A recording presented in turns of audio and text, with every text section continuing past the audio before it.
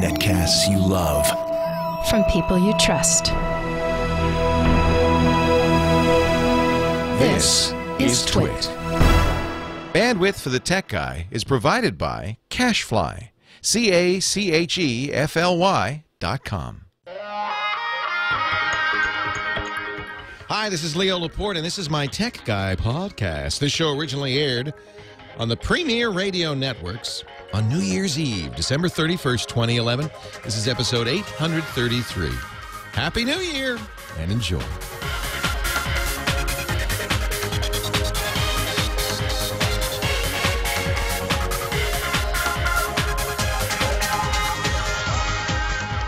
Well, hey, how are you today? Leo Laporte here. The Tech Guy, our New Year's Eve edition. Oh, we're going to have some fun talking tech today. Computers and the internet and cell phones and camcorders and MP3 players, home theater, and all that jazz. So that list has to change now that we're heading into 2012, doesn't it? MP3 players? What were MP3, Daddy? What was a PDA, Daddy? What was it like? If you want to talk tech, let's do it. 8888 Ask Leo. That's the number. 888-827-5536. Toll free from anywhere in the U.S. Outside the U.S., you can use Skype and call us, and we do have listeners all over the world. Thanks to the internet. 8888 Ask Leo. That's the number to call. So usually it's traditional, isn't it? Everybody's doing it. When you get to the end of one year and the start of another, even though it's, you know, it's all just odometer time, right? Just the numbers turning over. It is a good opportunity to look back at the year that was and think about what happened and what it all means. Got to do that once in a while, just kind of reflect. And, of course, tomorrow, New Year's Day, I suppose, and I will be here. We will be live. We'll do the same thing. We'll look forward, though, to the year to come and what's ahead. That's a lot harder. It's... I could pretty much do with absolute perfection what happened this year. But next year, no idea. No idea. I think, I don't know what the big story of the year was, and there certainly were a whole lot of big tech stories this year. Everything from HP and Yahoo just kind of struggling. The passing of Steve Jobs, that probably was the biggest story of the year. The failure of RIM, the collapse of RIM, the onslaught of the Android phones. If you look back, this was a very challenging year for us as a nation. Our economy and the world economies struggled, and yet tech, in many ways, thrived. Did very well. The passing of Steve Jobs, though, I think was important. Of course, it's just a man, and it's not an invention. It's not a world changer, except that he was a world changer, and maybe arguably more than any single individual in our history, brought technology to the masses and changed how we relate to it, changed how we use it. I think you can pretty safely say that Steve Jobs was a very, very key figure in all of this stuff that we talk about. So his passing is a big deal. We talked a lot about it when it happened, and I've reviewed the Walter Isaacson biography, which was, I thought, very good, very interesting, fascinating. We eulogized Mr. Jobs and talked about his contribution, but here we are a few months after his passing, and looking back at the year, and I think that that this was in some ways the year that his vision at Apple came to fruition, if you will. The apple fell from the tree, or was plucked. The iPad completely dominated this year, didn't it? The truly easy to use computing device. The iPhone dominated smartphones, and I was thinking this morning about it a little bit, and something became, I think, kind of clear to me. And I don't mean this in a completely bad way. The big companies of this year were Facebook, which this year reached 300 million users. just a mind-boggling number. Apple, absolutely, which dominated both the tablet and the smartphone space. You know, it's funny. Apple for years couldn't win on the desktop, so they just changed the playing field, didn't they? Google, which not only continued its dominance in search, but showed some sparks of life with a new CEO, Larry Page, the founder of Google, replacing the man they'd brought in 11 years ago, Eric Schmidt, to run the company. Larry said, "Well, I guess I've learned now how to do it. I can do it now," and he immediately canceled a dozen products, reorganized the executive suite, and pinpointed the most important 6 areas for Google: social, mobile, local, video with YouTube, search, of course, advertising, and said, "This is what we do." I think Apple and Google, though, are the interesting... Well, Apple, Google, and Facebook. Let's make those 3. Eric Schmidt himself said that the 4 horsemen of the technology industry were Google, Apple, Amazon, and Facebook. Not Microsoft, but Amazon and Facebook. And I think Amazon had a very big year, too, with the Kindle. But Apple and Google, I think, are kind of the polar opposites here in terms of how technology companies run. Big, giant, enormous companies. Apple, the most valuable company, at least on the stock market, the most valuable company in the world. I mean, that's mind-boggling. That's what they passed Exxon to become the most valuable company in the world this year. So you can definitely say this was the year that Steve Jobs' vision, after 30 years, you know, really, I'm glad he got to see that, you know. Got to see his baby really grow up. But there are, you know, Google says their motto, they say, whether they live it, I don't know, but they say is don't be evil. I believe it when they say that, by the way. Those guys, where they came from, what they wanted to do, they wanted to change the world. They didn't want to be, they don't be evil. Now, Apple, who also wanted to change the world, Steve Jobs said, we're going to change the world. Never said don't be evil. In fact, looking back and reading the book and thinking about Steve Jobs' life, the truth was he was a shark. This guy was, you wouldn't want to go up against him in a negotiation, would you? I mean, he will win every time. It wasn't about, for him, it wasn't about good and evil. He never saw it that way. It was right and wrong, maybe. But it was very black and white. But he didn't think about, well, is this evil? He said, what's good for Apple is good for the world, right? And but you gotta be a little scared of a guy. It's one thing to be a shark when you're the little guy, the 5%. It's another thing when you're the 95%, and you're still a shark. And it's kind of hard. At this point, we're looking at a real battle between Google's Android operating system. On the one hand, their phones are going crazy. Everybody's buying them. That Google said that on Christmas Eve and Christmas Day last weekend, 2.75 million Android phones were activated in 2 days. 2 days. Way outpacing, of course, the number of activations of Apple phones. But I don't think anybody should count Apple out at this point. In fact, when it comes to a company that is a shark versus a company that says don't be evil, I think the shark's going to win.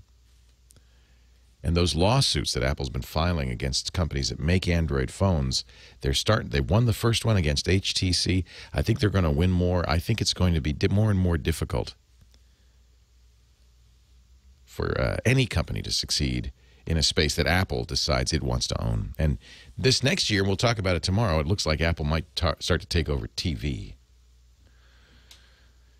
But they were big winners this year in smartphones, and I think with the success of Android, Android's still, you know, coming on strong, number 2. They were the winners in tablets. Facebook is an interesting story this year, reaching 300 million users. They changed the way they look. You would think, I talked about this when it happened, you would think if you were a company and you've got 300 million users, you are the fastest growing company in the world in history. You're doing everything right. You're worth billions of dollars. You're run by a guy who's 27 years old and still owns a third of the company and has this intense vision about what he wants that company to be. You would think you'd stay the course. This was the year Facebook changed how it looks completely with the timeline. Talk some more about that. 8888 Ask Leo. That's the number. Let's talk. Leo Laporte, the tech guy.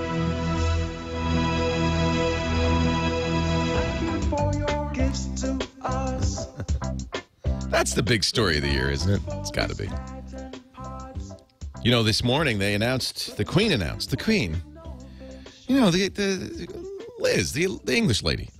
She's your queen too, isn't she? You're in a common, yeah. We have a visitor from Australia in the studio. Yeah, she's your queen too. They released the New Year's honors, which they do every New Year. And Johnny Ive, the designer at Apple, who is a Brit, was knighted. We now have to call him Sir Johnny. Maybe we'll have to call him, is it Jonathan? Sir Jonathan. That sounds better, doesn't it? So congratulations, Johnny Ive. I think he deserves it. If you know, one of the things we learned from the Isaacson book was that Steve and Johnny Ive, the designer at Apple, the guy who designed the iPods, the iPhone, all the latest Macs, had a very close relationship, and that nobody could say no to Johnny Ive. Johnny Ive reported to one man and one man only. That was Steve Jobs. He was, you know, and that's kind of cool in a company. I think that's unheard of, where to the technology company, the designers are top dog, not the engineers, the guys who designed the box. Usually it's the other way around. The engineers design the guts, and then they go to a designer and say, hey, can you put a box around this? And that's why computers, kids, look the way they do. Let's go to Ontario, Canada. Line 1, Anthony. Hello, Anthony. Leo, Anthony, you're going to ask the eternal question. Yes, actually, I'm on for my husband, actually. Oh, Mrs. What's your name? It was Catherine. Hi, Catherine. Anthony couldn't hold on, huh? Yeah, well, no, he actually came in for me. He's just in the middle of doing something. But the question was actually for myself. Oh, good. But I'm just looking for a cell phone. So I'm not really good with technology. Just kind of learning about it. I still have the old flip phone. So this is your first. This is going to be your first smartphone. Yes. Okay. So I don't know what kind to get, something that's affordable too and durable. I mean, it doesn't have to have everything, because like I said, I want something basic, but something that can kind of do a few things, something that's easy to use and affordable. So you know, it's funny because you're going to go from 0 to 60, no matter what I say. There is no kind of any more. There was briefly, but there really aren't any transitional phones that are, you know, kind of half smart. What you're going to get, and this is important to understand, that really what's going to happen here is you're getting a computer for your pocket. Right. That's the shift that you have to make.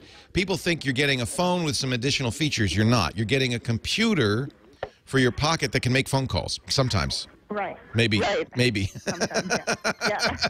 Yeah. But if you think of it, if you recontextualize it that way, that makes it a lot easier to decide what to buy, because now you're thinking, well, I want a computer. You wouldn't say, oh, I want a computer that can just do a couple of things. Right, right. You're going to buy a computer. You might as well get a computer that can do whatever you end up wanting to do with it. So it's either all or nothing. Yeah, you have to go from 0 to 60. You know, the closest thing to an easy-to-use smartphone are these new Windows phones. And I like them well enough. I think they're very elegant. They're easy to use. They're pretty. But right. they're kind of easy. They're easy, but they're kind of limited. And here's the problem. There's a learning. Look, you're going from a flip phone. There's going to be a learning curve. Nothing you know, not one thing, not even the buttons that you push to make a call will translate to this new thing. It ain't a phone. Right. So you might as well just learn whatever it is. And if the problem with learning the Windows phone is, well, then you've learned, you know, an easy-to-use phone. But I think you're going to end up wanting something a little better. So I would you know what, bite the bullet and get the iPhone. The iPhone? Yeah. Okay. Yeah, my husband was saying between the iPhone and the Galaxy, and I really don't know what's the difference. I love I'm an Android lover. I admit it. I love the Galaxy, but I'll be honest. The Galaxy and Android phones in general are more for tech enthusiasts who like to mess around and want more freedom. No, I don't need No. iPhone is straightforward. It's simple. And what'll happen is, again and again, Catherine, you're going to come up against somebody's going to say, oh, you've just got to use Flipboard. And you'll go, oh, that's great. Oh, but it's only on the iPhone. Oh, you've just got to try this or that. And you'll say, oh, that's great. And it's on. All your friends will be on the iPhone. I would guess that's the case. Do you have friends who have smartphones? Yeah, everyone's always texting and BBMing, and I'm like, well, just call me on the phone. Well, you are in Ontario, so BlackBerry is the kind of the home brand, but I wouldn't recommend a BlackBerry at this point. So those people who are BBMing won't be BBMing much longer. Right. Do friends have BlackBerries? Is that what most of them have? I don't know what to have, to be honest. Yeah. I have no idea. I would say I think it's just my husband has a BlackBerry, but he actually wants to give it to me, and I don't know. Ah. He's going to get a new iPhone, so I'm like, well, I don't know, because he ended up buying me an iPod for Christmas. An iPad. Oh. Which was great. Oh, you didn't tell me that. You already have an iPhone. It just doesn't have the phone capabilities. No, he bought me an iPad. I understand. iPad is just a big iPhone without the phone. Yeah, which was great, and it does all these neat things and the games for the kids. But I'm like, well, if you're going to spend that kind of money, I need a phone. Well, okay. So now there's no question. Get an iPhone because you've already bought apps for the iPad. Those are the same apps that'll be on the iPhone. You might as well just get the iPhone. It's a baby iPad. To be honest with you, I returned the iPad. Oh, okay. Just because, well, I'd rather spend the money on a phone. Yeah. And Did you like the iPad? Yeah, it was great. Well, you'll love the iPhone. It's the same thing. It's just little. And then at least I can use it as a phone. Right, too, and it's a phone, and you keep it in your pocket or your purse. And the only thing, if you get it really close to your eyes, it'll be as big as the iPad. Right. My husband's sitting here wanting me to tell that he wants to convert everything over to the Mac. Yeah. So you're gonna. Anthony's already got an agenda. You go. If you're going Mac, get the iPhone, get the iPad, get the Mac. Go ahead. Just go. This is why the Sharks beat the Be No Evil guys, because see, this is the sharky thing about Apple. It all is an ecosystem. It's a system. It all is complete. And notice it's complete in the same way that, a submarine is sealed in and complete. Everything is inside. You don't dare go outside the Apple sphere. And it's all pretty and shiny, as Beatmaster says in our chat room. It's all so elegant. It's like Disneyland. It's like Singapore. It's perfect because it's ruled with an iron fist. And that's why Apple will win. In the long run, I think Apple's going to win because they are totalitarian, and it makes it easy for everybody. You don't have to think. And I think, Catherine, you will like the iPhone the best because it's easy, it's straightforward, and it's increasingly becoming the brand. Now, from a political, and I wouldn't impose on Catherine my politics. From a political point of view, it's a terrible thing. It's Singapore. It's a closed, totalitarian regime. It is not free. It's not open. But the trains, they run on time. You cannot deny that, and that's the secret of its success. Thank you. Enjoy your new phone. Enjoy. The People's Republic of Apple welcome you with open arms. Kim Jong Jobs says, "Come on in. The water's fine." And then we'll just close the door and lock it behind you. But you won't notice because you'll be so happy staring at your shiny new little device. And I say that with tongue-in-cheek because here I am sitting in front of an iPhone with an iPad and a MacBook Air and an iMac. As Steve said about 400 times in his last keynote, it all just works. 8888 Ask Leo. Leo Laporte, the tech guy.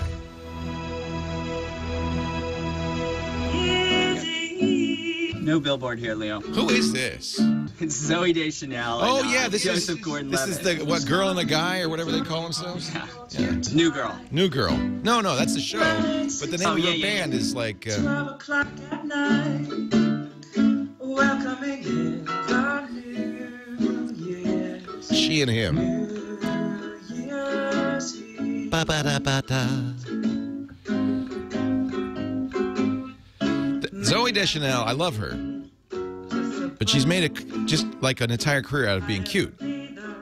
That's it. It works. It works.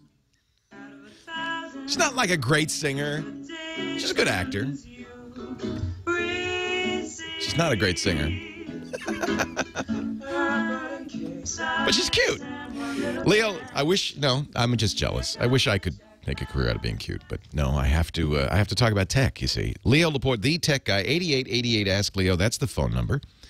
And we had Ontario, Canada. I think people think when I say at the beginning of the show, 8888 Ask Leo, if you're outside the U.S., toll free in the outside call, use Skype. People think, oh, come on, Leo. Nobody's going to. So we got Canada. Now let's go to Sydney, Australia. How about that? Mark is on the line. Hi, Mark. Or I should say good day. Leo. Happy New Year from 2012. Yeah, you're already in the next year. So how is 2012? Not much different from 2011 so far. Really, pretty much the same. Pretty much the same. So it's morning in Australia? Sunday morning? It is. It's 6:30-ish. Pretty much, yeah, 6:30-ish. So I take it you did not stay up to ring in the new year last night? I did. Unfortunately, I was working, so I'm just on the way home at the moment. Oh, my goodness. Oh, my goodness. It doesn't matter. Well, welcome. It doesn't matter. It's not the end of the world. I'm thrilled that you called. Thanks for listening, Mark. Now to the sort of like bad kind of news. I've had problems with my MacBook, and the hard drive has become flaky, and has come up with smart errors. So the good news is I've backed up my contents. I've got that off, and I've been in the process for a while of moving all my content to the cloud. So I'm moving all my old emails to Google. I'm backing up my photos to Flickr and Google Photos. And I'm using Dropbox to store pretty much the rest of my documents. But, this is great. This is great. That's why someday in the future, no one will ever lose any data because we'll have copies, everywhere on the internet and on, that's great. And actually, what's interesting at this point is you're continuing to use this flaky hard drive because you're not worried about your data. I'm replacing a hard drive anyway. Let me just say one thing about Smart. I just want to say one thing about Smart. This is the technology built into hard drives. It's some acronym that is not what you think it is. I would say, something like System Maintenance and Recovery Tool. It stands for Self-Monitoring Analysis and Reporting Technology. And it is useless. It is useless. My big problem with Smart is exactly what you're experiencing is, first of all, most Smart drives die without a whimper, without saying word one, like I'm going to die. They just go, I'm dead. Smart gives you no warning. And then what you often get is what you're getting, which is a lot of warnings. But do you know, is the drive going to die? We don't know. Smart is not, your drive could be perfectly fine. You're just getting Smart errors. Yeah. But I've taken the precaution anyway. I've also got a Mac Mini, which I've got Time Machine running on now. So I am. Yeah, the good news is the hard drives are cheap. So yeah, if you feel like it's why take a chance? Although you could do like they did in 2001: A Space Odyssey when the Hal says, "Well, I suggest we just put the unit in and let it fail."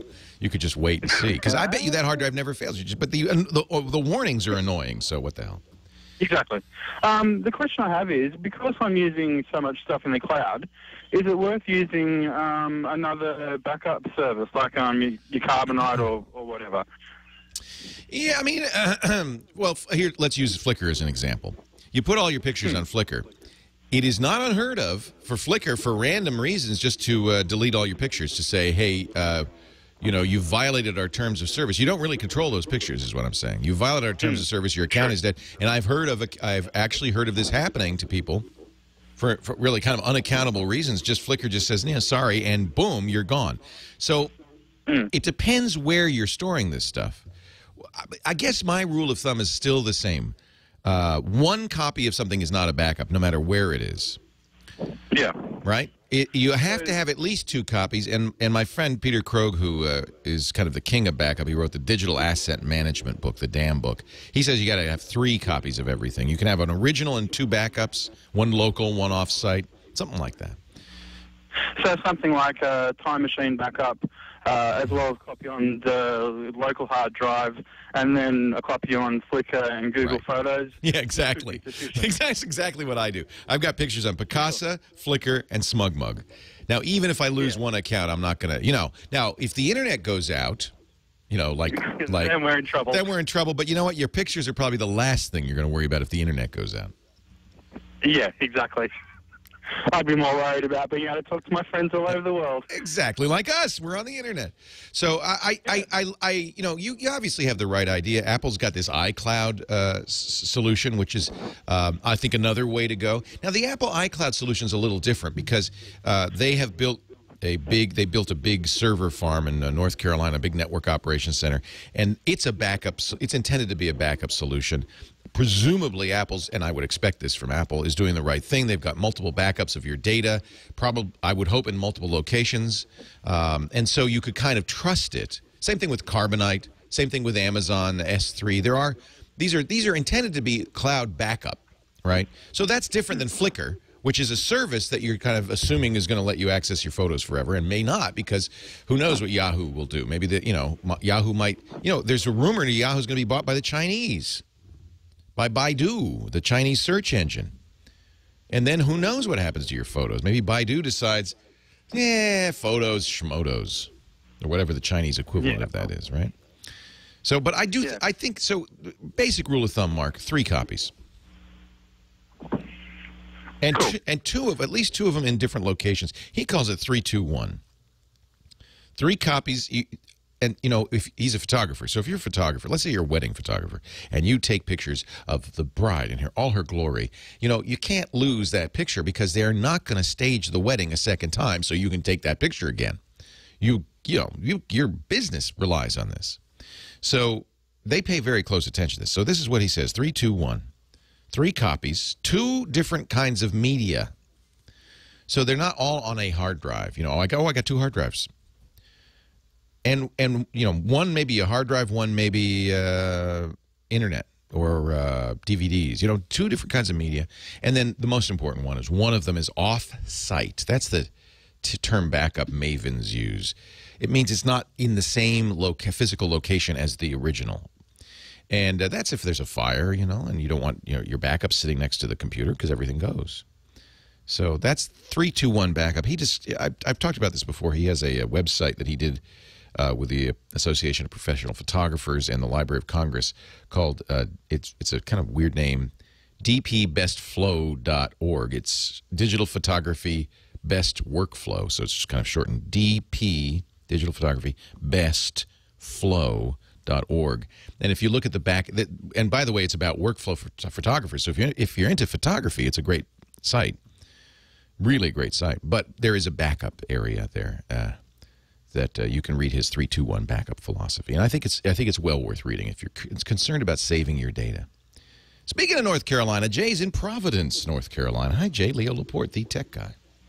Hey, Leo, earlier this week I had a store identify an LCD TV as an LED TV. I told them that I wanting to the shelf about the LED, and just now caught it. I've got that TV on as we speak, and the thing I'm concerned about, ordinarily I would just return the thing, but I'm not. It's both. Do what? It's both. It's an LCD TV that's lit up by LEDs. So you got an LCD. I'll explain what that means when we come back. It's a good thing. Leo Laporte, the tech guy. We were watching TV. That's how we spent most of 2011. Watching TV. You know what's weird? She wore a white bandana that said freedom. We're going to see this again, aren't we? This is Roger Waters, of course. We're going to see him in, when is it, April, John, we're going to go? The whole company's going to see Roger Waters' The Wall. Again. But that was from Amused to Death? Amused to, what do they call that? Amused to Death. Amused to Death. Yeah. Watching TV. They're all watching TV. Well, the reason it's interesting is because you would think that if you just, if I asked you, do you think people were watching more or less TV in 2011? You'd say, well, I'm sure less because they're watching YouTube or... No. Television viewing hours went up this year. I don't understand it. I really don't. But we are watching a lot of YouTube, and we're watching a lot of TV. If you count screen time total, that's all we do. That's one thing the smartphones have really changed, and I think this was the year that it really flipped. Text messages through the roof, but you go anywhere, go to a restaurant. Half the patrons are staring at the little tiny smartphone. We don't talk to each other anymore. We text. This was the year, I would say, that all changed. Anyway, we were talking to Jay in Providence, North Carolina about LED TVs. You came to buy an LCD TV, you went home with an LED TV. It's the same thing. So, in fact, all the good LCD TVs are now LED backlit. And I know it's very confusing, and I wish they wouldn't call it that, but they do call them LED TVs. It's still an LCD. Wait, it's the other way around. Yeah. I came home with an LCD. I told them I wanted an LED. Ah, so you got now. Do you know how it's backlit? It is, from what I understand, it doesn't have the LED that is the model number. Going to the manufacturer's website says that it is not considered LED, but I don't know. So those are fluorescents they use, and it's the same. You know, this for years. That's how it worked. The LED is better, I'd say, for a number of reasons. First of all, they last longer. They're I think more uniform in their lighting. Originally, LEDs were put behind the entire screen. You know, the way an LCD television works, a liquid crystal display, the liquid crystal is a shutter that opens and closes depending on how they're electrically charged. So the LCD part of the panel needs to have a light behind it so that it can open and close, and you can see the light coming through it. And you'll see red, green, and blue light mixed together to make full color. That's how an LCD works. So we need a backlight for all LCD panels. And you can, you know, for many years they were lit with fluorescent tubes, usually on on the edges. Then for a brief period we had LEDs all the way behind them, and that really was nice. I mean, you really got good results by doing that, where even colored, blacks, it really looked nice. But it was very expensive, so now they're all what we call edge-lit LEDs, and the LEDs are around the edge of the tube, and then they use some sort of reflective system to get the light coming back from Do you think my using it as a monitor on a Mac Mini is going to change my needs in terms of LCD or LED? No, because you've been using fluorescent backlit LCDs for years. Many of your computer monitors probably still are. It's only in the last couple of years we have LED backlit. Do you notice a difference? Well, actually, my current monitor, the monitor before, believe it or not, is an old CRT. So already it's a big improvement. You can see, for moving stuff, yes, but for text, you have to get a really long way away, and I can actually see some variance in lowercase letter thickness on certain text. Now that's probably because the resolution of the TV is not as high as the resolution of a computer monitor. So as you know, TVs they're not designed for you to be sitting, at arm's length from a television set, especially these big ones. You're expected to be sitting 5 to 10 to 15 feet away. So the resolution of how big is the display you bought? Well, it's a 40-inch. Also, it's 1080p, which I selected that on the Mac Mini as well as on the TV, and got 8 feet from it, and can still see some lowercase letter thickness. So, well, I'm looking at my Mac monitor right now, which is a 27-inch, and its resolution, its native resolution, and this is what you're inquiring about, is 1920 by 1200. At 27 inches, you've got something probably very similar, maybe even a little bit lower, at 40 inches. So when you get that big, right, the pixel sizes get bigger. Same number. Remember, it's the dots per inch that you're looking at. How many pixels per inch on that display? So the bigger display, this is very confusing, I know, to people, but a bigger display, this is why generally we don't recommend using TVs for computers, unless you're planning to sit across the room. You're running the computer as a home theater system. But if you're using it for word processing or text or reading the web, where you really want the text to look good, a 40-inch display, a 40-inch television is not going to be good at arm's length or a few feet back, because the pixels per inch are too low. So what you can do the math for yourself if you want. I mean, this is 1920 by 1280, but it's 27 inches. Yours is a 1080p, so it's probably close to 1920 by 1280, but it's 40 inches. That's more than twice the real estate. So your pixels per inch is half as many pixels per inch. That's why you can see the pixels. So in general, You know, this is why computer monitors aren't 40 inches. It would be very expensive to make a computer monitor with the resolution that you'd like so that you could have it at arm's length. So if you're doing word processing or surfing or whatever, it's just not going to look as good on the TV as it is on a computer monitor. Look, what you're going to want to look at is the native resolution of the display, the actual number of dots, and then the size of it. And I think probably minimum DPI or pixels per inch would be kind of 72 to 90. More is better. So you could do the math.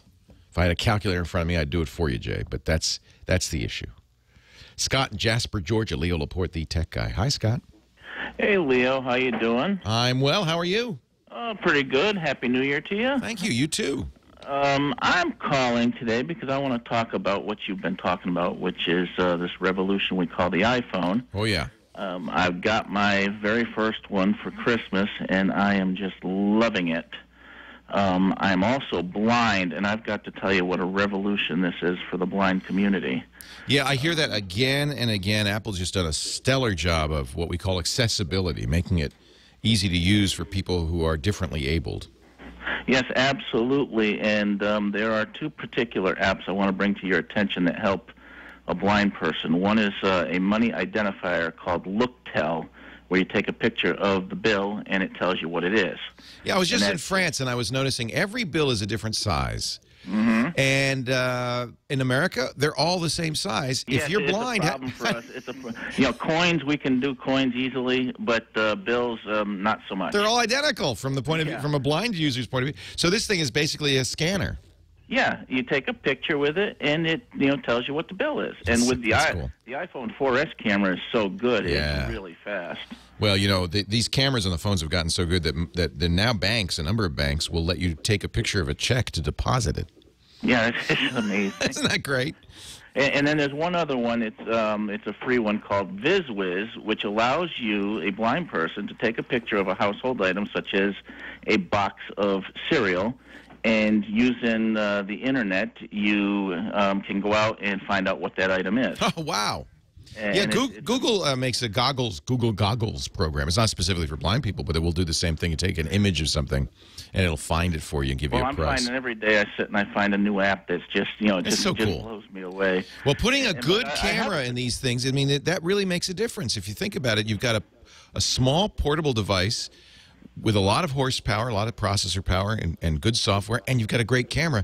Boy, that's a nice combination. There's a lot you can do. Yeah, and it's having, like you said, a little computer right in your pocket. Right.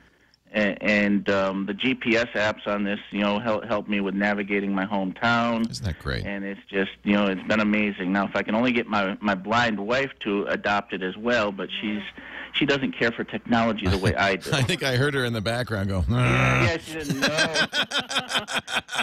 but I've got a particular question about iMessage. Yes. My 12-year-old daughter has an iPod Touch, and now that I've got an iPhone, all of my messages are showing up on her iPod Touch, and sometimes I'm having conversations with people that I'd rather my daughter not see. Yeah.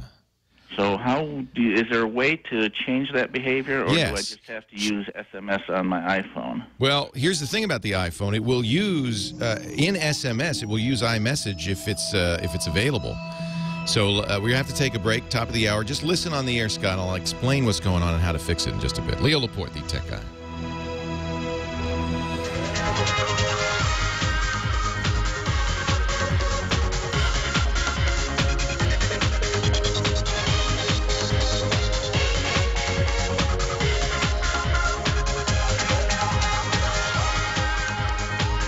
Well, hey, how are you today? Leo Laporte, the Tech Guy, hour number 2 of our New Year's Eve 2011 episode. Phone number is 8888 Ask Leo if you want to join the fun. Ask a question, make a suggestion. We were talking about hard drive costs. Because I said last hour, just get a new hard drive. They're cheap. And the chat room, wonderful chat room, by the way. You can get there yourself by going to the website, techguylabs.com, and clicking the chat link. The chat room, they're kind of like a Greek chorus in the show. They're just there. They're just annotating everything I say. Said, What are you, crazy? The hard drives are so expensive. So my studio manager, John Slanina, did a little printout. He says, we go through hard drives, we do video on our podcast network, and we do about 40 hours of video a week. This show, for instance, and all the shows that I do, you can go to iTunes and download them and all that stuff. If you search for TWiT, TWiT on iTunes, you'll see all the stuff. Or go to the website. It's all there, too. So for archival purposes than anything else, we actually make 2 recordings, one high-quality recording, which our editors use to then put out the podcast. And then we do just kind of a backup H.264 recording on the hard drives in our switcher. And so we buy these 2 terabyte hard drives that we use from Hitachi. And we were going through one every week and a half, every 10 days or so. And I think we've lowered the file size a little bit, so now it takes us about a month to go through them.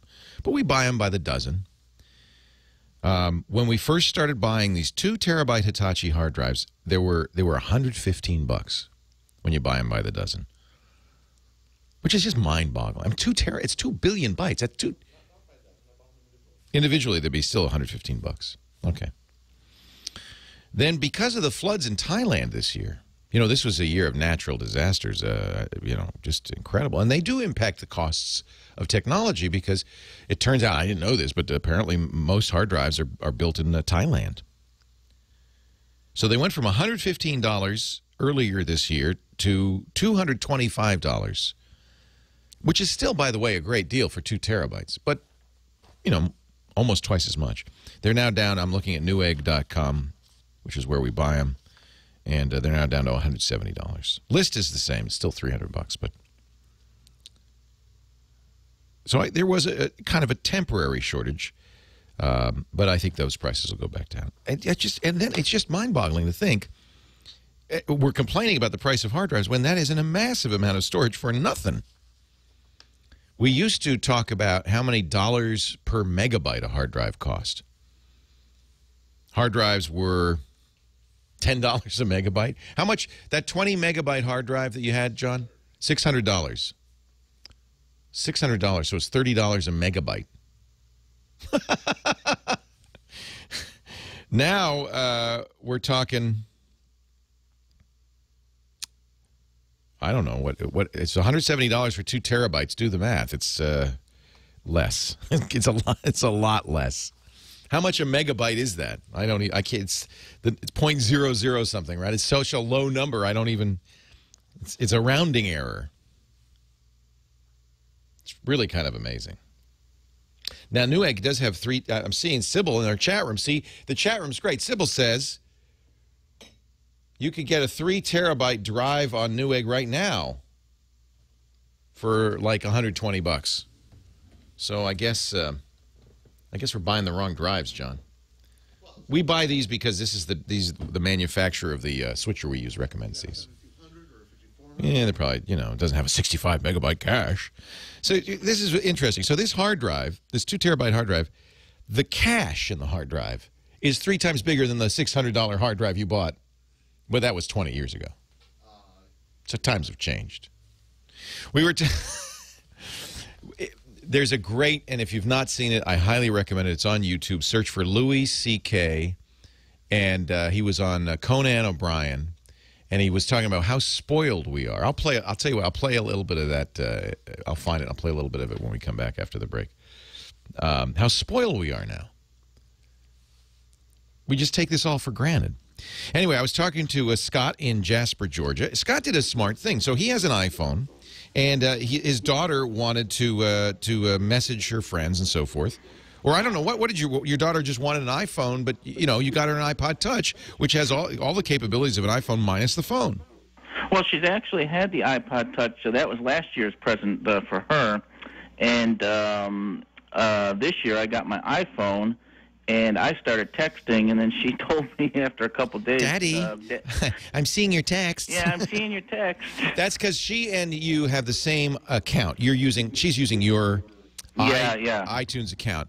So It's easy and free to set up another account. And here's the best thing to know, which I was very relieved. You can have multiple Apple accounts on the same device.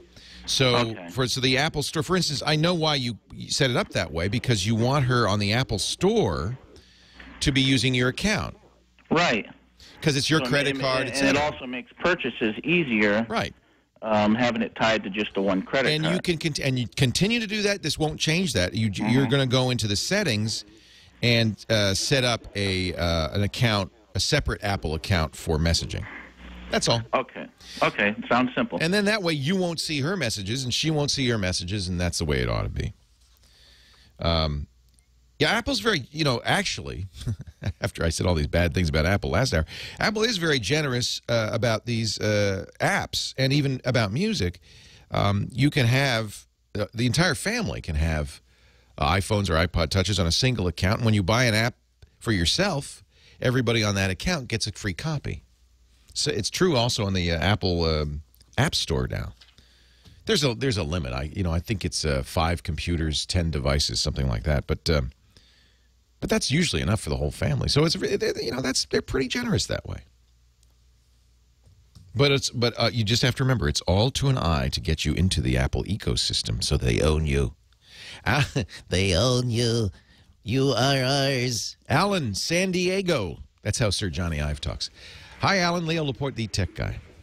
Hey, Leo. How are you doing today? I as well. How are you?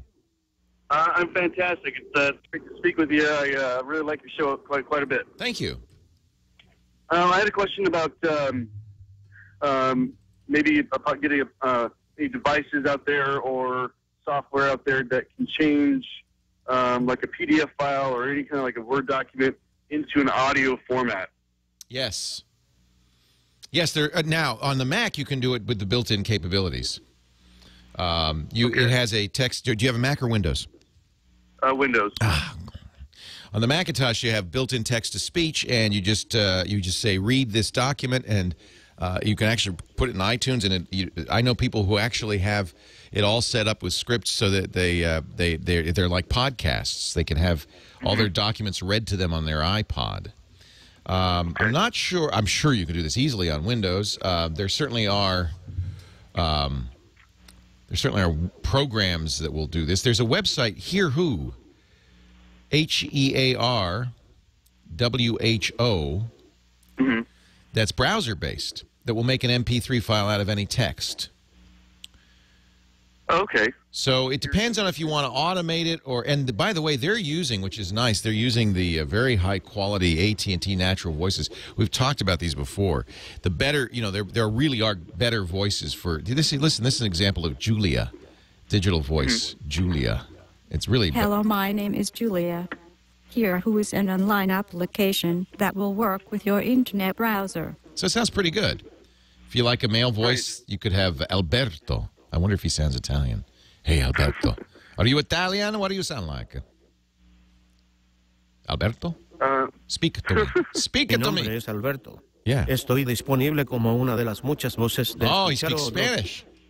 So they have different voices for different languages, so that they have the accents. So Hello, that's... my name is Mike. Thank you. HearWho is an online application. Okay, Mike, bye-bye. That's HearWho, HearWho.com. But I'll tell you some apps that'll do that, too, in just a bit. Leo Laporte, the tech guy.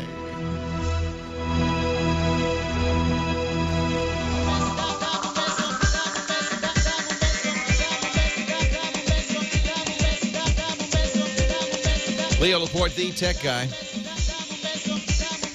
Oh, now see, I got caught up in playing with the voices on the Mac, and I didn't do my research. I was going to find some other ways. This Say Who is actually pretty cool. It will give you an MP3. You can upload a PDF, a text document, and it will read it to you, and then you download a PDA from it. It's all web-based. HearWho, rather. HearWho.com. I think that's pretty cool.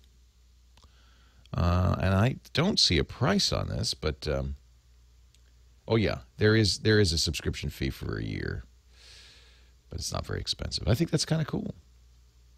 And there's other software that will do this. So it's easy to find software that will convert it to speech using, and I would recommend these AT&T natural voices. These are very good. There are a variety of very good voices. And the Mac, for free, if you go to the system preferences on your Macintosh, and I think this is... on some Macs, it's certainly on Lion. It may not be on all versions of OS X. But ever since the Mac came out, they've had a variety of voices. And if you look at at least in Lion, if you go to the text-to-speech section of the speech preference pane, you'll see a whole lot of voices you can download. Go to the Customize button, and you'll see you can check the voices that you want. And if you download them all, it's gigabytes of voices in every language under the sun, practically. Russian, Spanish, Swedish, Thai, Turkish, Polish, Japanese, Hindi, Hungarian. I think that's a testament to Apple's commitment to what we call accessibility, the design of the computers so that people, for instance, who can't see can hear the text spoken to them in a language that they understand, with an accent that makes sense. So there are a number of ways to do that on Windows 2, and I think this Hear Who is a good start. Alan in San Diego, you're next. Leo Laporte, the tech guy. Hi, Alan. Hey, how you doing, Leo? Well. How are you? I'm very well. Happy New Year. Yes, Happy New Year to you, too. So this Hear Who site you were talking about. You're the guy I was talking to. Yeah. Yeah. So that's one way to do it. Now, you have to pay a subscription fee. But I think that there are, maybe the chat room could help me here. Are there programs for Windows that will make it easy for me to say, take a whole folder? This is what I'd like to do. Take a whole folder of Word documents, PDFs, or text files. Drag that folder. This is what I want to do. Drag that folder onto the icon. And then sometime later, have a folder full of MP3s of that text.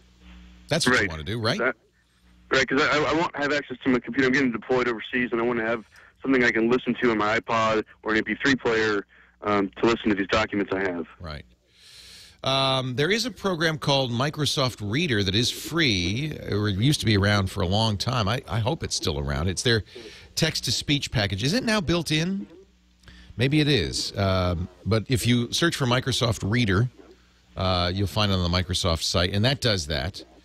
And it may be that they now build... What version of Windows do you have? Vista. I think it's now built in. Is it? Chat room, I'm asking you. They also suggest something called TXT Sound. Where are you getting deployed? Afghanistan. All right. Well, good luck, and thank you for your service. I really appreciate it. Well, thank you. I appreciate that. Yeah. Yeah, stock up on podcasts, too. For sure. You're going to have a lot of free time. You can be listening to them. You know, not just music, books, podcasts, and I think it's a great idea to convert the text. It was one of the things that Amazon did right with the Kindle. They built that in. It was kind of a sad story. They built that into the Kindle. So you would buy a book on the Kindle, and you could have it read to you in, a somewhat robotic voice, but still pretty good. And you know who got upset? The publishers. They got all up in arms saying, oh, no.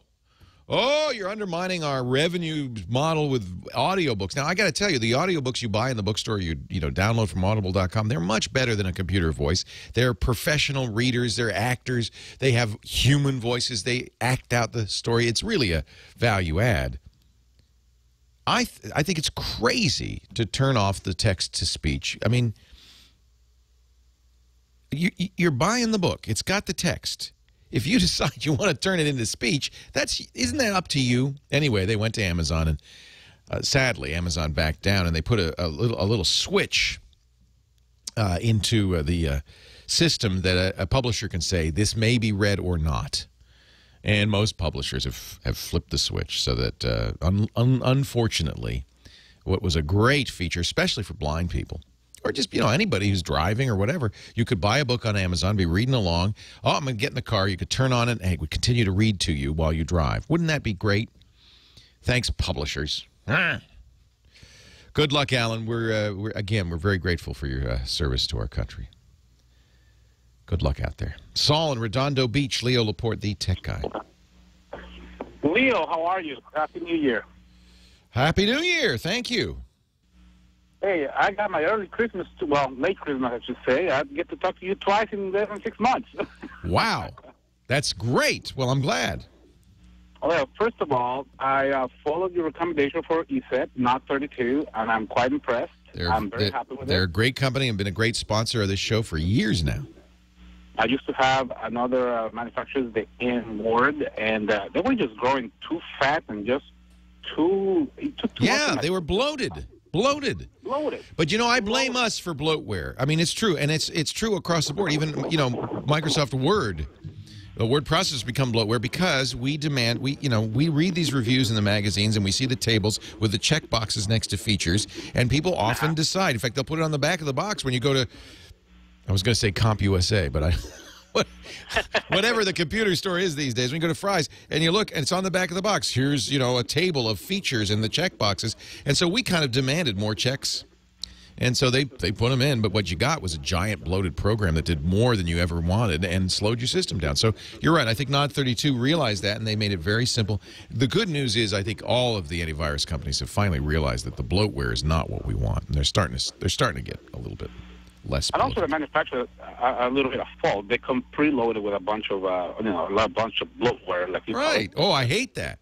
You buy a computer from HP or Dell, and it's got 100 different icons on the desktop. That's a moneymaker for them, of course. They charge all those companies for those trial. I removed all of that immediately from the very beginning. The moment I buy it, all of that goes away. AOL, Symantec, everything just wiped out. Why would I want AOL? Come on. Anyway, my other question is, I have Zone Alarm subscription for years. Yeah, it's Zone Alarm for a long time. We recommend. In fact, going back to the days of Tech TV in the early 2000s, we were big fans of Zone Alarm. It was a software firewall. Yeah, I got it because of your recommendation. And from talk about a company that lost its way with bloatware. Holy mackerel! Holy mackerel! Now it's coming to an end. My subscription. So I want to know. Do I still need a software firewall really through my system nowadays, or is there another? What version of Windows are you using? XP Professional. Yeah, ever since XP Pro, although even better in Vista and Windows 7, the built-in Windows firewall is just fine. I'll give you the caveats in a second. Let's see. Back to the phones. 8888 Ask Leo is the phone number. And, of course, the website is techguylabs.com. Thanks to James DeRuvo, who has all year long been scribbling down everything I say and putting it on the Tech Guy site. And we really are grateful to you, James, for doing that. techguylabs.com. This 2012 will be the year that site finally gets its long-awaited redesign. And the ability to comment and add stuff to it, because I know, at least in the chat room and probably many of you at home, there's great answers that we aren't able to capture all the time. The chat room's there at the website too, techguylabs.com. Just click the chat link, and you'll join the 500 or 600 people in there who are chatting along. 738, close. Chatting along. 8888 Ask Leo is the phone number if you want to join us. That's what Aaron did from Tustin, California. Hi, Aaron. Leo Laporte, the tech guy. Happy New Year. Happy New Year. I just thought I'd make perhaps a suggestion for the new Tech Guy site. Yes. Is, for each individual caller, have like the time code or some way built in that we would be able to just click and listen to the audio for just that call. I'm on it. That's exactly what we want to do. What we want to do is it'll be almost like a blog, but each question and answer will be an individual blog post. Okay. And what we'll do is we'll have a transcription of the question and my answer. Then we will have a YouTube video of the question and my answer, all queued up. So you just press the button. You can listen to it or watch it. And then below it, I want to give people a chance to add their 2 cents.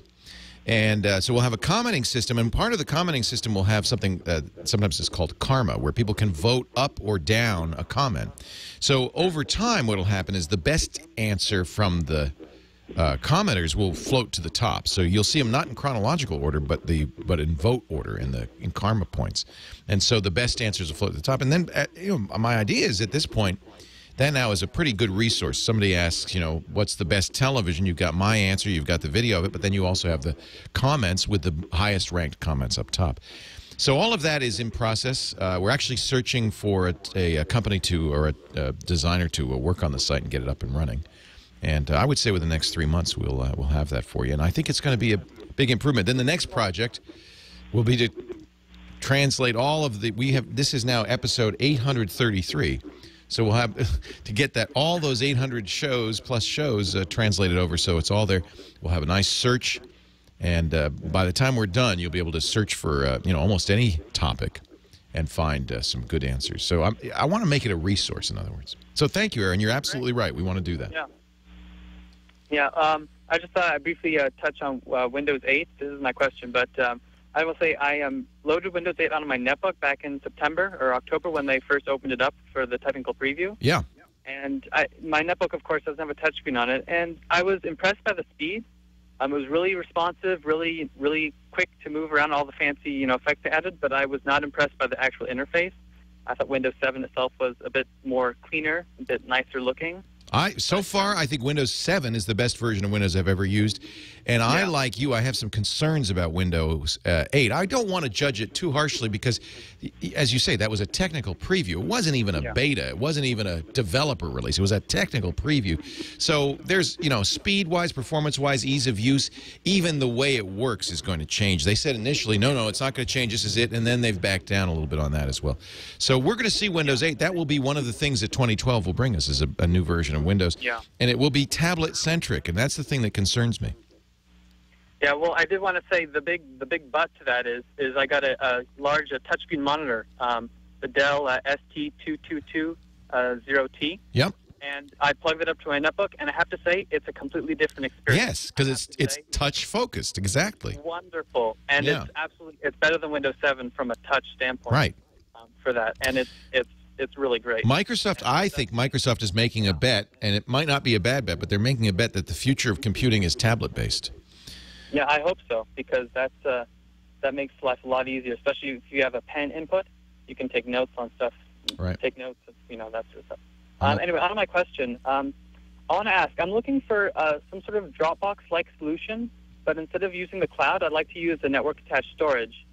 So what I'd like to do is I have a large desktop at home, hooked to a router which has the Mac Store Central Access. It's kind of old, but it's it's got 2 terabytes of storage, which is pretty reasonable. And I want to be able to basically back up the folders on my computer onto the network access drive or the NAS, and then I want to be able to see if I can remotely access the NAS from somewhere else outside, as well as if I have other computers connected on my home network connected to that NAS. Right.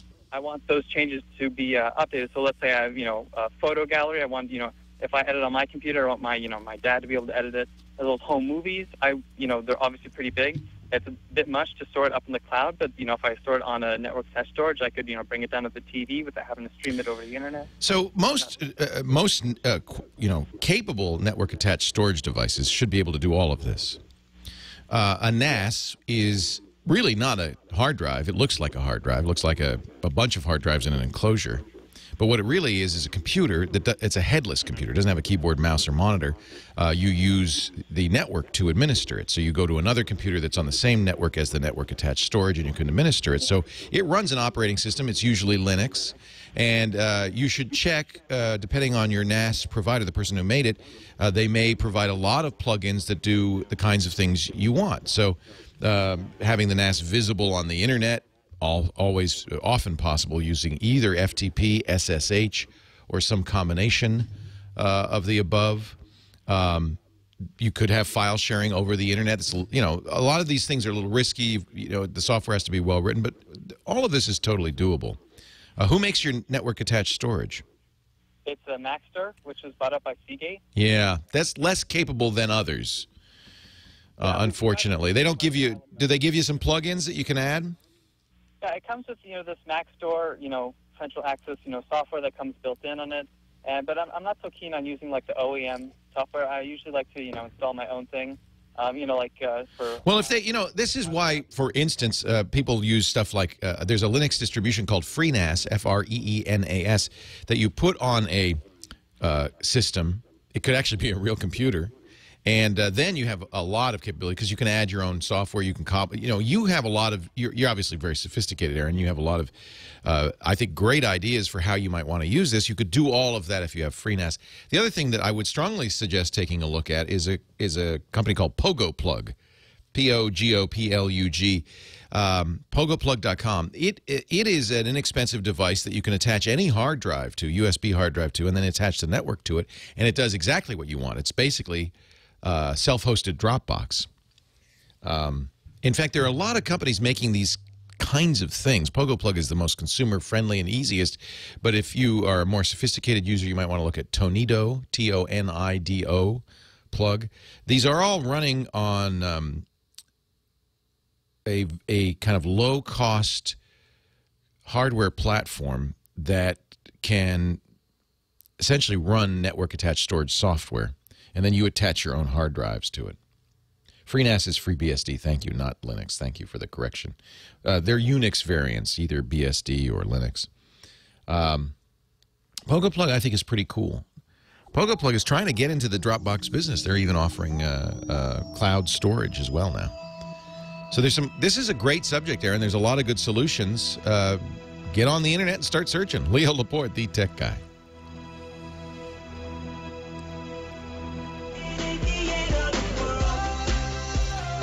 I guess you had to. Every year, somebody has to record Party Like It's... Started with Prince, right? Party Like It's 1999, and now somebody said this is Party Like It's 2012, the end of the world. Ragnarok, right? This is it, right? The Mayan calendar ran out in the year 2012. I saw a great cartoon. Was it Bizarro this week? Where they had the guy making the calendar. He said, I just ran out of room. I don't have any more space, but I can't wait to see what they think of it in 2012. I'm not too worried. I think we'll be here in 2013. I have a feeling. Leo Laporte, the tech guy. If you're just tuning in, our phone number is 8888-ASK-LEO, 888-827-5536. Toll free from anywhere in the U.S. Of course, calls from all over the world are always welcome. If you use Skype to call that toll-free number, it won't cost you a penny. +1 888-827-5536. To Atascadero, California, we go. Don is next. Hi, Don. Leo Laporte, the tech guy. Hey, Leo. It's time for my cell phone contract to elapse, so I wanted to consult with you as I did 2 years ago. I'm probably going to give in to Sergey and Larry, but before I do, I'm entertaining some crazy ideas, one of which is running the Nokia N9. And, of course, one of the problems with that is the paucity of apps. Yeah. But I read about a company or something called Alien Dalvik, which I guess is an emulation product that allows one to run Android apps on other OSs. Could you have any advice? Yeah, it's been an interesting challenge. The N9, which is a great phone, I happen to have one. Oh, beautiful. Nokia makes great hardware. Unfortunately, they also are way behind in operating systems, and that Symbian operating system on there, which I was a big fan of for many years, going back to when they first bought it. It was a Psion, Psion. I had a 3A. It was the best portable computer I ever had. It was really a precursor to the smartphone. I think the N9 is Maimo, actually. Oh, is it? Yeah, that's right. Well, wait a minute. No, I'm confused. Maybe I have an N8 then. So the N9 is the one and only Maimo, huh? Right. Yeah. So I haven't tried it. What do you think of Maimo? Have you, or you haven't bought it yet? No, I haven't purchased it. I have to say, I used Is it Migo? Yes. So confused. I had an N900, which was running another version of Linux. Right. Very disappointed. Not very snappy. You know, the problem, I really feel that Nokia, like RIM, the makers of the BlackBerry, kind of got sandbagged by the smartphone revolution. They made smartphones. They were the first. And they made excellent smartphones. But for some reason that I don't fully understand, they couldn't keep up. In fact, now Nokia's done a deal with Microsoft. And what we're waiting for this year, 2012, next year I guess still, is these first Nokia Windows phones, which should be very nice. Yeah, they look nice. I considered the Windows phone, but it doesn't seem like it's oriented towards my kind of use of a cell phone. So you're using Android now, or what are you using now? Oh, well, you'll mock me, but I'm using Windows Mobile right now, which I like fine, but it's an old device. After 2 years in the smartphone world, you know, that's ancient, so... Oh, yeah, and Windows Mobile, Microsoft really stumbled with that one. I think they in some ways, leapfrogged everybody with Windows Phone 7. I like it a lot. I think on the Nokia hardware, it should be very good. In fact, there are some analysts who say that Microsoft's going to have, you know, a big chunk, maybe 30% of the smartphone market in just a couple of years, based on Nokia, which is still the biggest cell phone manufacturer in the world, running Windows Phone 7. So it's going to be an interesting year for that. I'm still, though, a little skeptical about running Android apps in emulation on Maemo. Oh, okay. I don't think that sounds like a very good idea. Maemo, I haven't tried it, so I have to step back a little bit. My experience with the N900 was that it's just not a great operating system. Remember, Android is based on Linux. It's a Linux kernel. Yes. And it's running Java. All the apps are written in Java on top of a Linux kernel. So in theory, the emulation would be fine, but I'm just not sure. What is do you know what the processors are in the N9?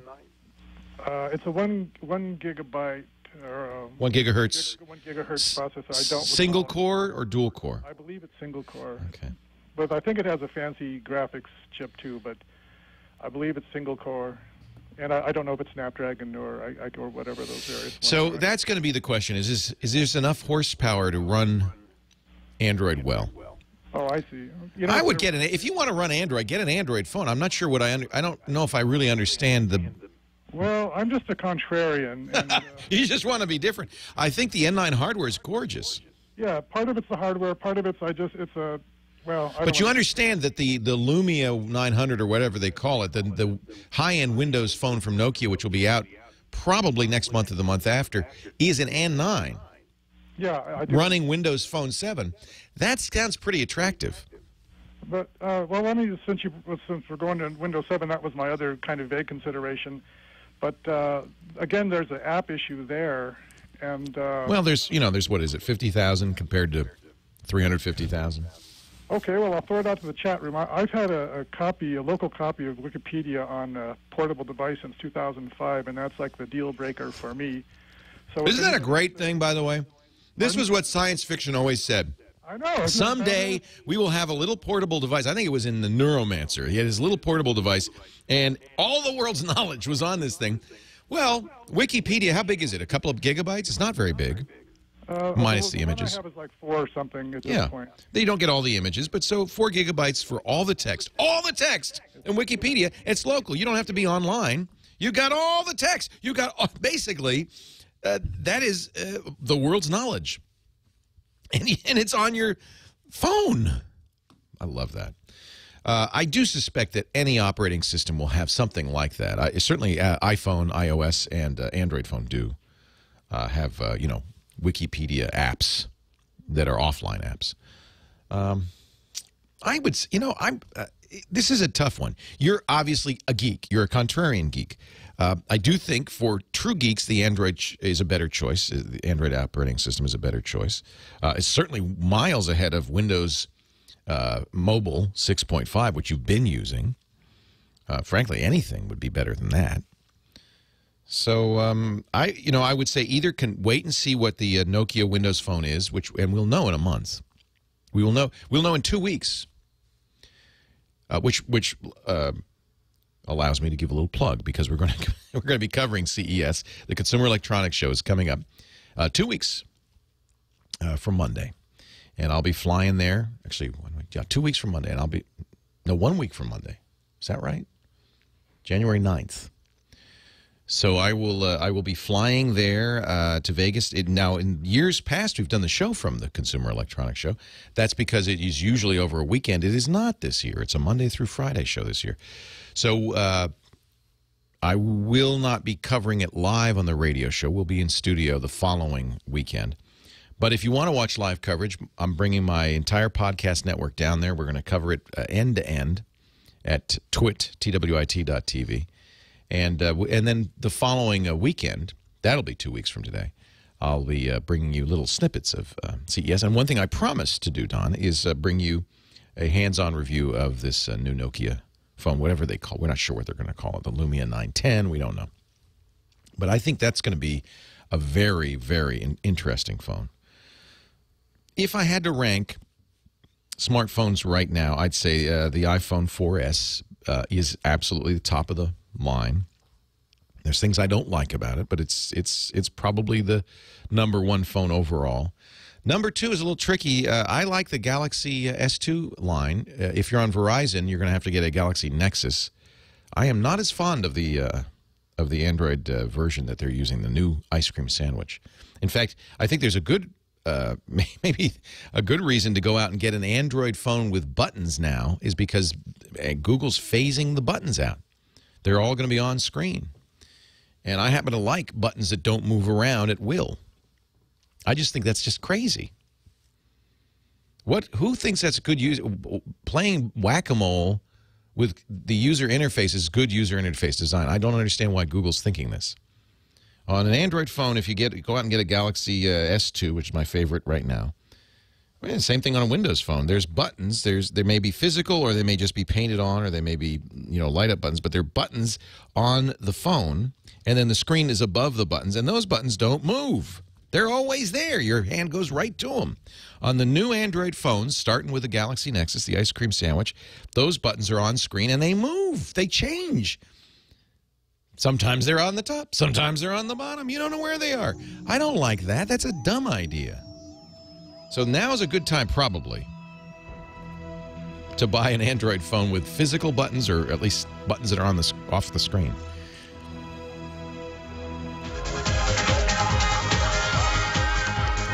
Well, hey, how are you today? Leo Laporte here, the tech guy.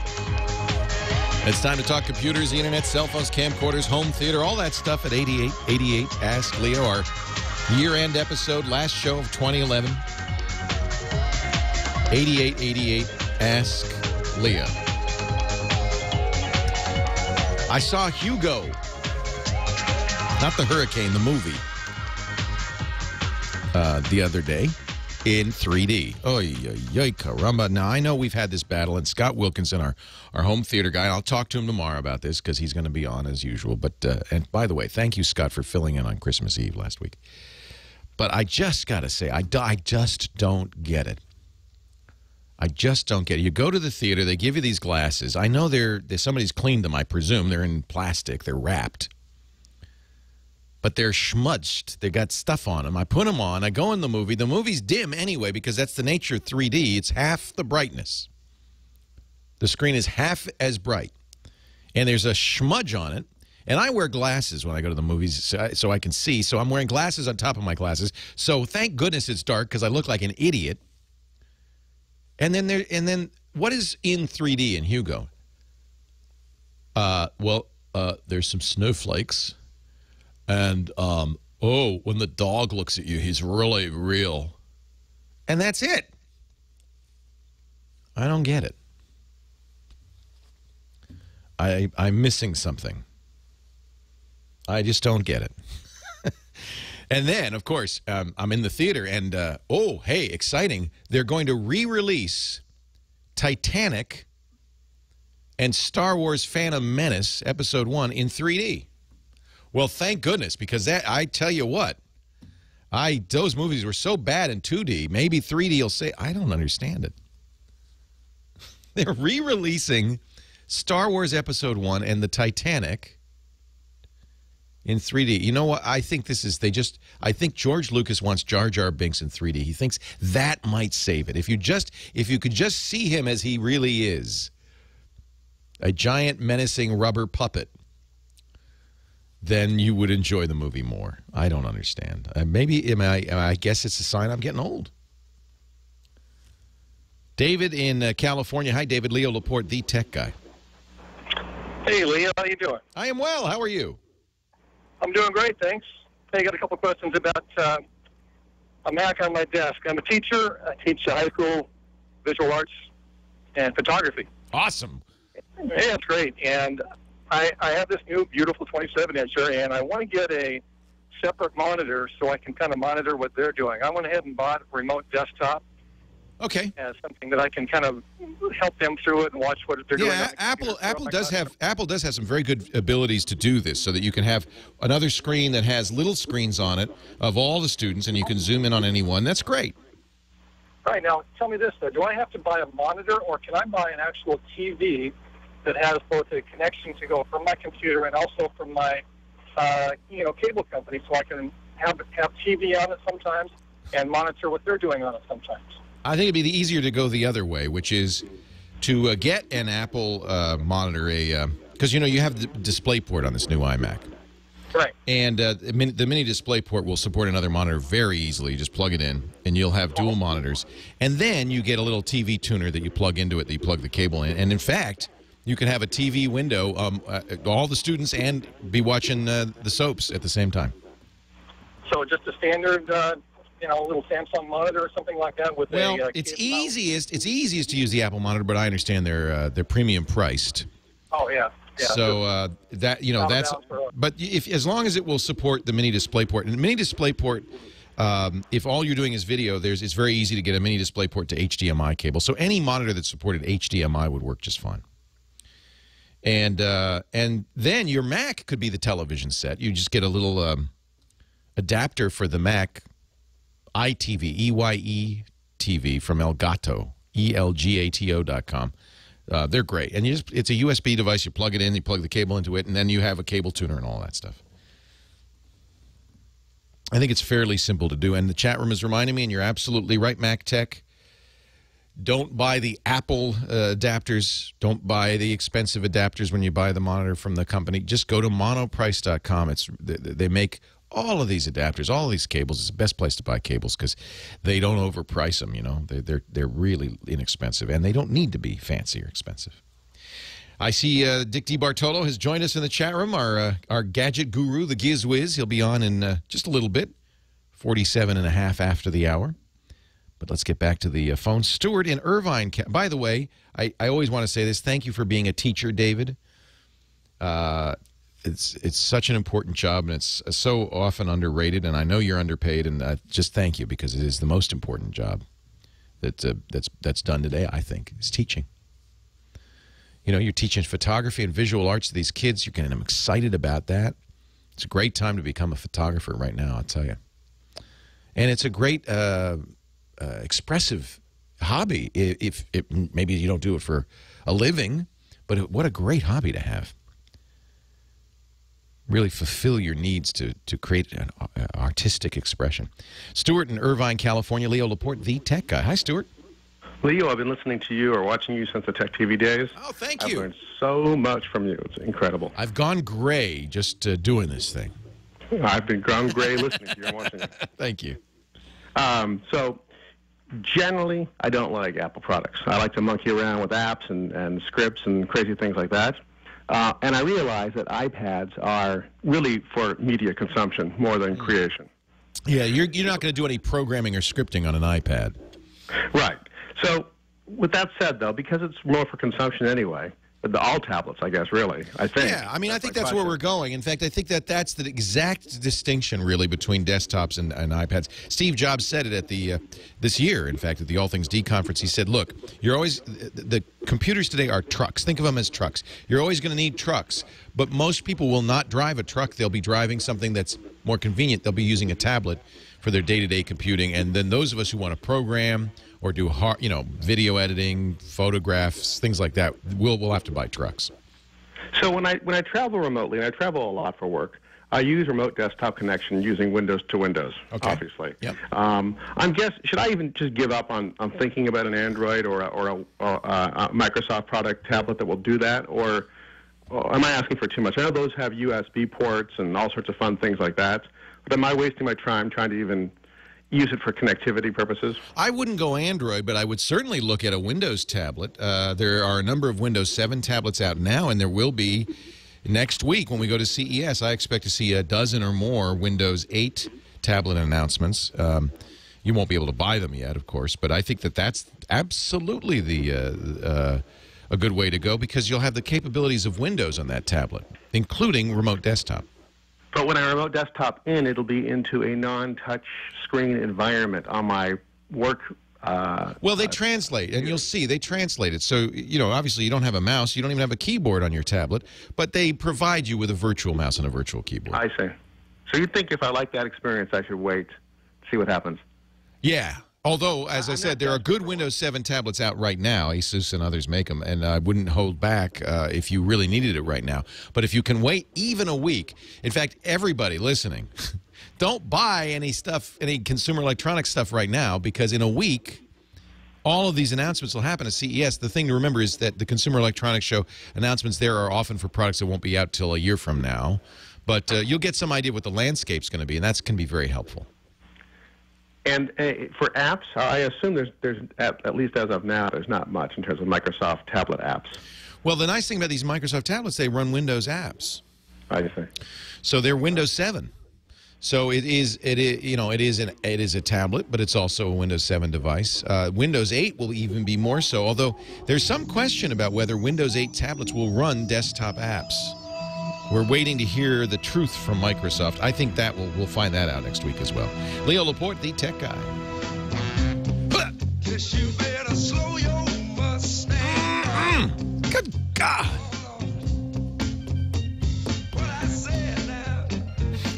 Now, there is a reason why Kyle is playing this song. But no one knows it except me. Kyle Benham is our musical director, picks all the songs that we play as we come back from commercials, and makes that playlist available on his Google Plus account. He's Kyle Benham, B-E-N-H-A-M on Google Plus. If you're on Google Plus, you can just find him there. And then what happens is, of course, James DeRuvo, who's doing our show notes and puts it on Tech Guy Labs, he'll just copy it and put it on Tech Guy Labs too. Mustang Sally, because I drive a Mustang. And he obviously heard me go, oh, my goodness, there goes the meter maid. Quick, move my car. Thank you, Alex. Alex, move my car. Cheryl in Bellflower, California, you're next. Leo Laporte, the tech guy. Hi, Cheryl. Hi, Leo. I hope the new year finds you and your family well. Thank you. And I'd like to ask you a very technical, intellectual question, but unfortunately I'm challenged. Good, because I'm tired. Okay. I want to put a smaller TV in my kitchen, which I'm having remodeled. Okay. And I'm trying to find an easy way to pick up the signal from the bedroom television. Right. You don't want to have to get the cable guy come out. Not Verizon, and I have a comment there to ask your listeners, too. Okay. To see if they had the same thing happen to them that happened to me. So you have Fios? Yes. Well, hey, don't knock it. There's a lot of people who would kill to get Fios because the bandwidth, the internet bandwidth is quite good on the Fios. I don't even use it. I mean... Yeah. No, a lot of people complain. I hear complaints. Verizon Television is certainly not as good as, say, cable, is what I hear. I don't have it. I'd be thrilled to try it. They changed their menu, and when they did, we have a 47-inch in the living room and a 32 in the bedroom, and we lost on about half the channels, like 4 inches of the top of the screen and 4 inches off the bottom. That's not good. And the bigger your TV is, the more you lose. Well, there are a couple of ways you could do this. For instance, you might not want to put a TV in the kitchen. One thing I would consider is putting an iPad in there. And really?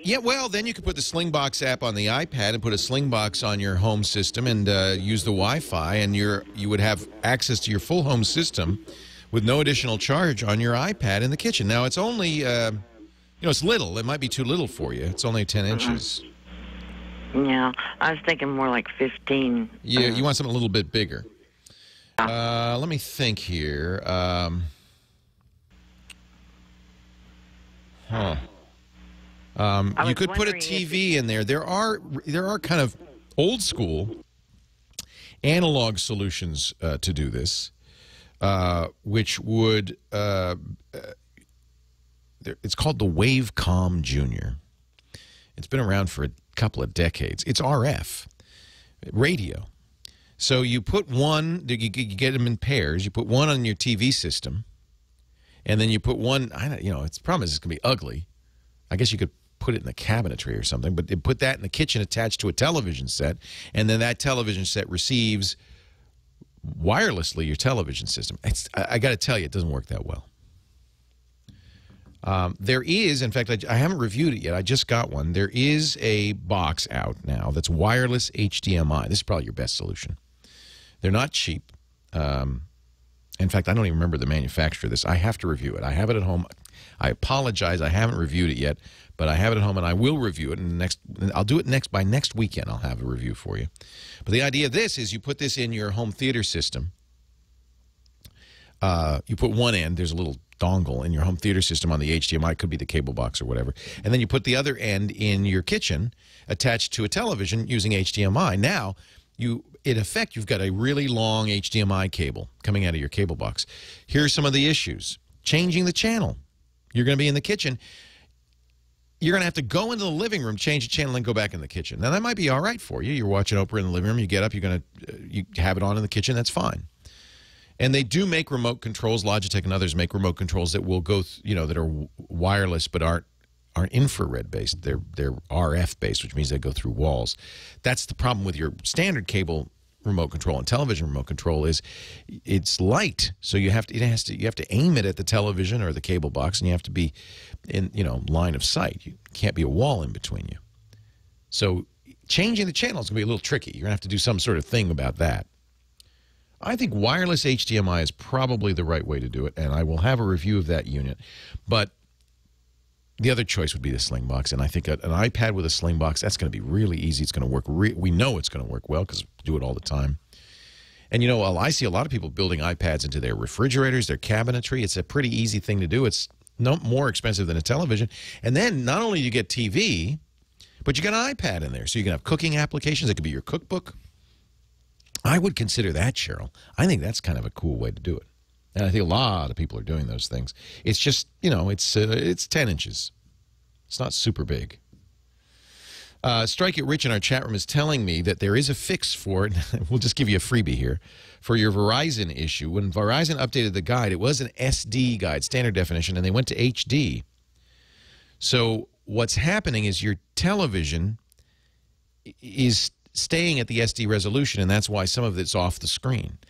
Now, if you've set the TV to be zoomed because you mostly watch standard definition programming, I Love Lucy or whatever, and you want it to fill the screen, don't.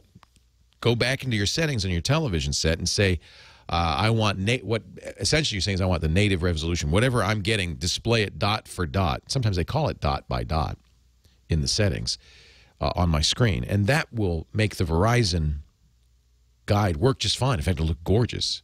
It'll be high def. What you may not be happy about is standard definition programming. If you're watching a lot of that, you'll have black bars because the picture won't fill the screen anymore. I suspect that's what it is. And so does the chat room. 8888 Ask Leo. Michael in California. He's next. Let's say hello. Michael. Leo Laporte, the tech guy. Hey, Michael. How are you?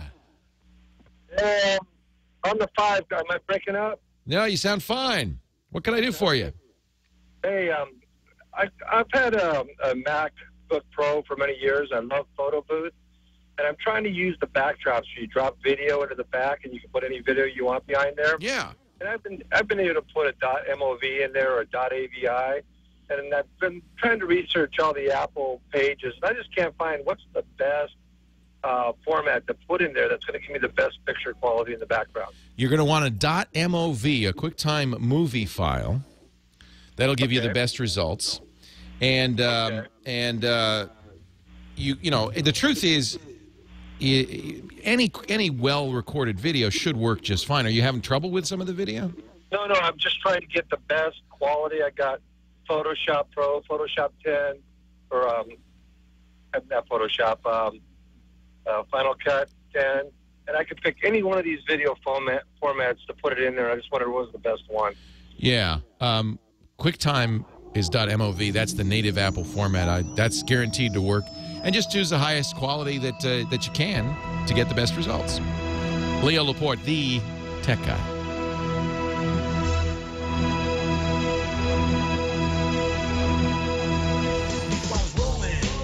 Hammer time. Leo, I was playing with the photo booth during the break. Michael asked us what's the best video to use for backdrop. Apple uses QuickTime Movies, But really, I think I'm going to guess here, but I bet you what Michael was worried about, or was an issue with Michael, is the quality, not of the movie behind him, but of the overlay of him on top of the movie. And frankly, that's kind of hard to do well because, I mean, if you think about what Apple's doing here, the way it works, Photo Booth, which is a program that comes with all the new Macs, has for some time.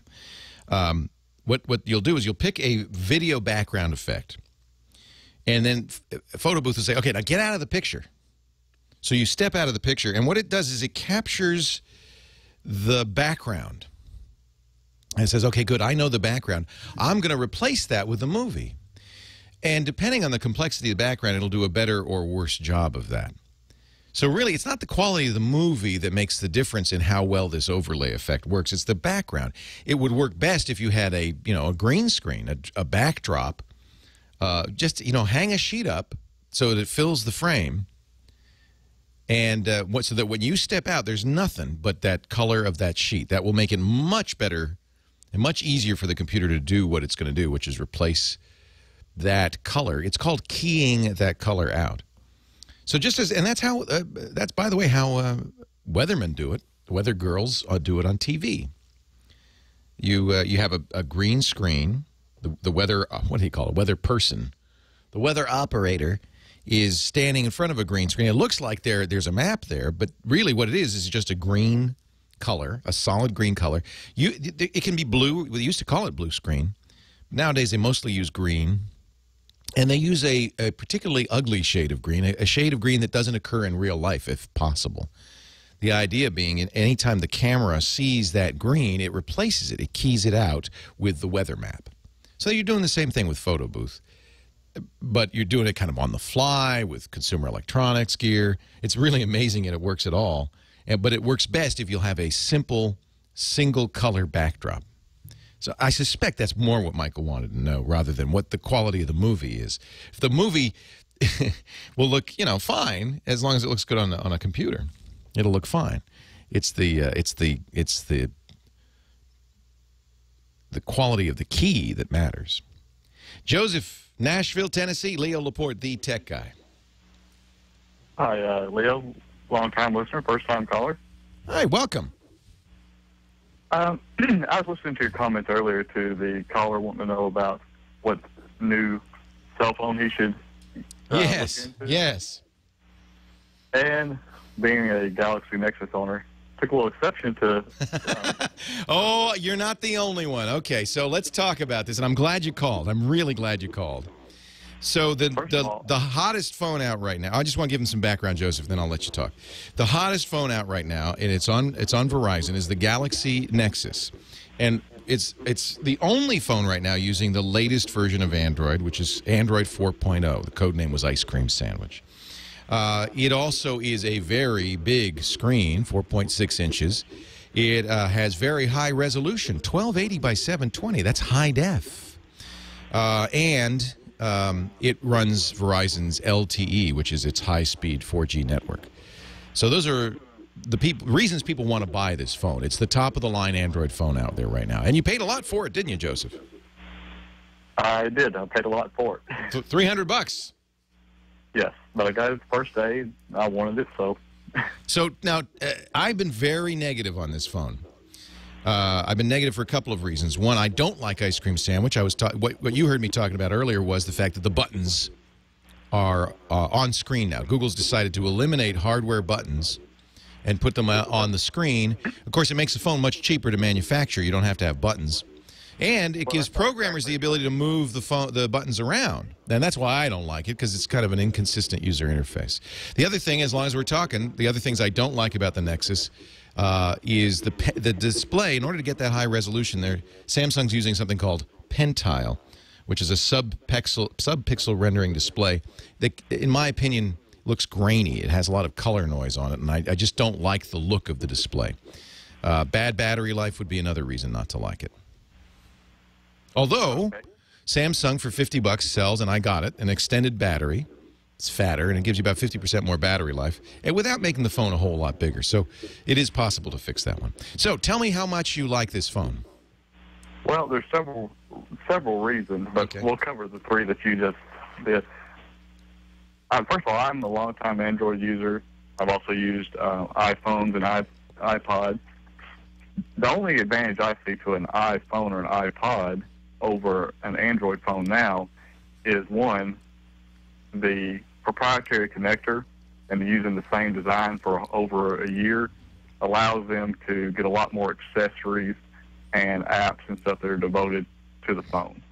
I thought Google was finally going to come to grips with this and do it right and release the Galaxy Nexus where it would be the same on GSM, LTE, and everything, but instead they made the LTE version a 0.5 millimeter thicker. I know. I have the GSM version. I bought that Samsung battery.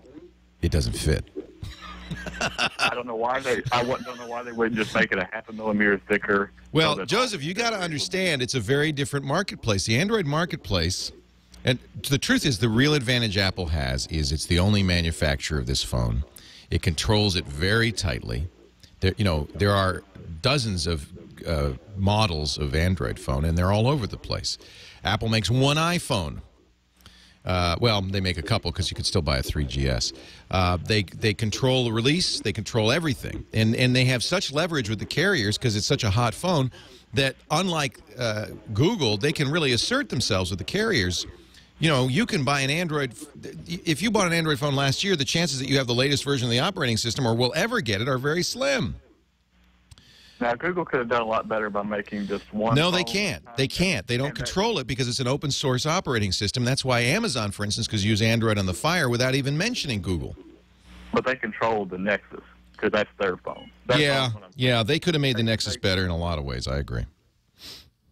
As far as the on-screen buttons, that is not how Google is going. That's just how they combine the tablet UI and the phone UI. But they will still have all kinds of Android phones coming out in the future with capacitive buttons. No, they won't. No, they won't. No, they won't. No, they won't. They've said well, okay, let's put it this way. Google doesn't control it, so you're probably right. But Google is very clear. They want all Android phones to have soft buttons. They do not want capacitive buttons on the phones. They're very clear about that. If the manufacturers decide to put capacitive buttons they have no, exactly. But I'll tell you why they won't. Costs more. Well, so unless customers say, hey, I've got to have those buttons, which they won't, you're not going to see them. So it's one of the reasons I tell people, go out and get a Galaxy S2 now because it's the end of buttons. Well, I do love the Galaxy S2s. I've used all of them. I have 6 Android phones. I have them from the Thunderbolt, the Fascinate, the Incredible. I've got every phone that you can think of. And I can tell you that the on-screen buttons has not even been an issue whatsoever. I did not like the look of Ice Cream Sandwich when I first seen it. Still don't like the big icons of your contacts and all that stuff. It's hideous. But the on-screen buttons have not been a problem whatsoever. And the Pentile screen is not like the Pentile screen that you saw on the Motorola's, the original Motorola's. You cannot. But Joseph, maybe you don't know. I have a Galaxy Nexus. It's the phone I've been using for the last 3 weeks since it came out. I have had every Android phone that has ever come out, including starting with a G1. So I'm very familiar with this phone. I do not like the Pentile display. I do not like it one bit. Now, I seem to be the only person in the world who sees this color noise.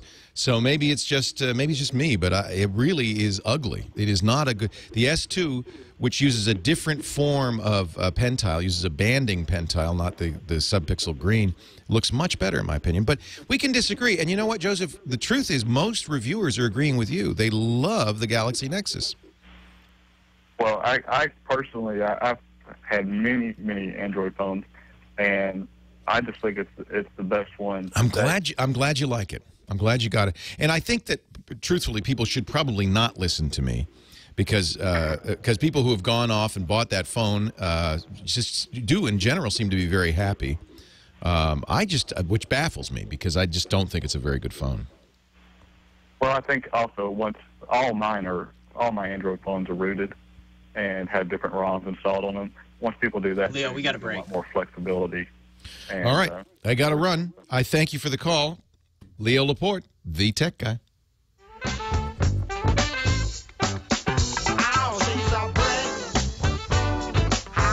Oh, it's our theme song. Just Leo Laporte, the tech guy, coming to you from the mighty TWiT Brick House.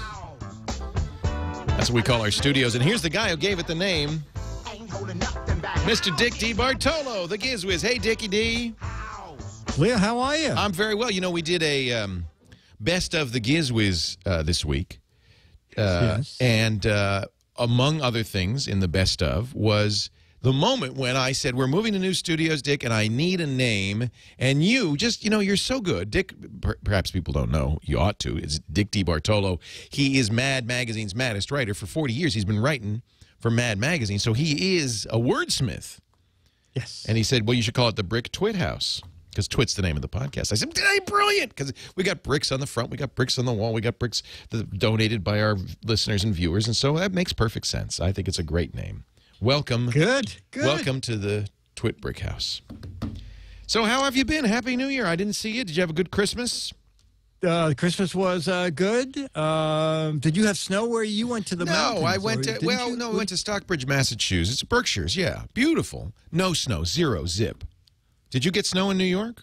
Oh, no, it was like 50 degrees. Yeah. They're expecting 1 million people tonight at Times Square because it's going to be only 45 degrees. Oh, you don't do, everybody I know who lives in Manhattan stays as well away from the Times Square area during New Year's Eve as they can. Leo, I sent a note that I wouldn't be there, and I hope they got it. Because they're going to be so missing embarrassed you. Yeah. if they hold the ball up, going, where is he? Where is he? We've got to drop the ball. I think most people do it via TV. Does Dick Clark still do that? Probably not. It's probably Ryan Seacrest now, right? Who does? No, he still does. Dick for Clark the countdown, he still does it. Wow. He still does it. I go to Central Park and I watch fireworks. That's fun. That's it. Yeah. Yeah. Well, have a great New Year's Eve. Thank you, sir. Now, as usual, Dick will join us every week to talk about a gadget or some other thing, because he does a show on my podcast network called the Weekly Daily Gizwiz, in which we talk about gadgets. Do you have one for us today? Yes, we are. Oh. What is your gadget today? Our gadget, there's a lot of breakup today, which is why. I'm sorry. Okay, yes. No, that's okay. I'll just listen. Okay. You talk, I'll listen. Oh, okay. Well, you will scoff at this, as is your want, but I've told people about it, and people expressed mild interest. Okay. All right. So it's very easy to lose the remote control. Yes. And when you lose it, the first thing you do is look behind the pillows to see if it's there. Right. What if the pillow was the remote control? Well, then you'd lose the pillow. Yeah, well, no, it's harder to lose a pillow. Okay. So Brookstone has the pillow remote control. It's a 6-in-1 universal remote control. You can program up to 6 devices. At the front of the pillow has all the keys on it. It can bring up your data guide. It can fast forward through movies. Programming it is a bit of a nightmare, but I can save you a lot of grief. In the instruction book, it doesn't tell you. You must hit the little button called Activate before you program it. So remember to do that. It's $40. It's even though it's from Brookstone, I got mine at Bed Bath & Beyond, $39.99. And you can even sleep on it, because if you don't use it for 1 minute, it goes into auto shut off. I mean, I don't think you use it to actually put your head on it, but it's kind of clever, and it has universal learning, so it can pretty much control any of your devices. Is there some strange guy wandering around in your apartment right now? Yes. Okay, I'm not going to say anything. Somebody just put a party hat on. I guess you're getting ready. Yes. Well, you know what he wanted? Dennis came down and said, "It's New Year's Eve. Shouldn't you be wearing a hat?" There you go. So That's good. And he got me. You guys, you do know this is radio, right? Yeah. So let me just describe the fact that he's wearing a party hat. A party hat. I guess that's all I have to say. Leo, I throw myself into all these things. Radio, television, no matter what it is, I am always fully into the occasion. Where do I get this remote control pillow? Bed Bath & Beyond. Really? Has it, or Brookstone has it too. $39.99. Is it lumpy? It's not lumpy. Well, you know what, Leo? It is a little lumpy because it has like 16 buttons on the front. Right. It's more of a novelty, but it does work. Awesome. and it is hard to lose. Dick, go nowhere. We will be doing the weekly Daily Gizwiz in just a few minutes when the radio show ends. So hang in there. Be here. All right, and you can catch Dick on his website gizwiz.biz. In fact, when you go there, make sure you play the What the Heck Is It contest. You get a close-up picture of some thing, a piece of a gadget or something. Right now, I don't know what it is. Some sort of green, I don't know what, it looks like a Smurf toilet seat. I don't know what it is. But if you could figure out what it is, you can get an autographed copy of Mad Magazine. 12 Mad Magazines for the right answer, 24 for the wrong answer. So you have a pretty good shot at getting a Mad Magazine. Gizwiz.biz. We're going to take a break, come back. We have time for a couple more calls before I wrap this thing up. Our last show of the year. Tomorrow, if you do listen, we'll be talking about my predictions for 2012. One of the things people want to know is iPad and iPhone for 2012. What are we going to see? Leo Laporte, the tech guy. Brian in Chicago. Hey, Brian. Hello. Hey, welcome to the show. Thank you. So I had a question. I've got a lot of video on a PC that was recorded either from a VCR or from a TiVo into MPEG-2 format. And I've got a Mac. When I try to edit that video on a Mac, I know the Macs will not edit MPEG-2, so I've been converting it to like DV videos or MPEG-4, and I just can't get the quality to look the same. I'm just wondering if there's something I'm doing wrong or some different software that I can use just to try and get that same quality. Yeah, I mean, it should look the same. MPEG-2 is not a super high-quality format, understand, but it is the format used on DVDs. It's just it's not high def. It's 480p. Okay, yeah. So when I put it on the Mac, I seem to get it comes out looking kind of it doesn't look as smooth, jaggedy. Yeah. What do you use to convert it on the Mac? MPEG Streamclip. You might. I'll tell you what I would recommend, and that I use called. It's a program called Handbrake. Okay, I've heard of that. Yeah, it's free. Handbrake.fr, and what you need is a program that will let you turn all the settings up to maximum. Okay.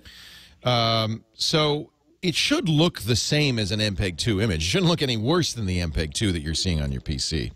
But probably what's happening is that the converter you're using is lowering the quality to make the file size smaller. So turn all the settings up to max, the maximum bit rate, maximum quality, all of that. Now, Atlanta Jim's saying MPEG Streamclip's really good, so you might not need to do anything but just look in the settings of MPEG Streamclip and make sure. One of the things that one of the settings people often don't overlook is the bit rate. How many bits per second? Turn that up as high as you can go. Yeah, well, I think it's got where you can type it in. I mean, what is good? I've tried different ones. I've tried 1,000. I've tried 5,000. Yeah, 5,000 is plenty. That's 5 megabits a second. Well, no, maybe go higher. I don't know. Try 20. Try the highest number to let you put in there. The point is, you don't want it to lower the quality. It's not going to make it any higher quality than it has to, but you just don't want it to lower the quality. Right, and then try and get rid of that blockiness and. Yeah. Well, MPEG tends to have that's a artifact that happens in MPEG due to the way it encodes. They call it MPEG blocking, and you shouldn't. If you don't see it on the original, you shouldn't see it on the conversion, though. Hey, I got to run. Thank you, Brian. I appreciate it. I'll tell you what. If you want to know more, go to the website. We always have a lot of information there. James DeRuvo's writing it all down. TechGuyLabs.com. This is episode 833, and you'll also find links to the chat and our podcasts and more, including video of this show, because we make a video and audio podcast available. Have a great New Year's Eve, all right? Stay safe, please, because I can't afford to lose even a single listener. And we'll see you next time. I'm Leo Laporte, the Tech Guy.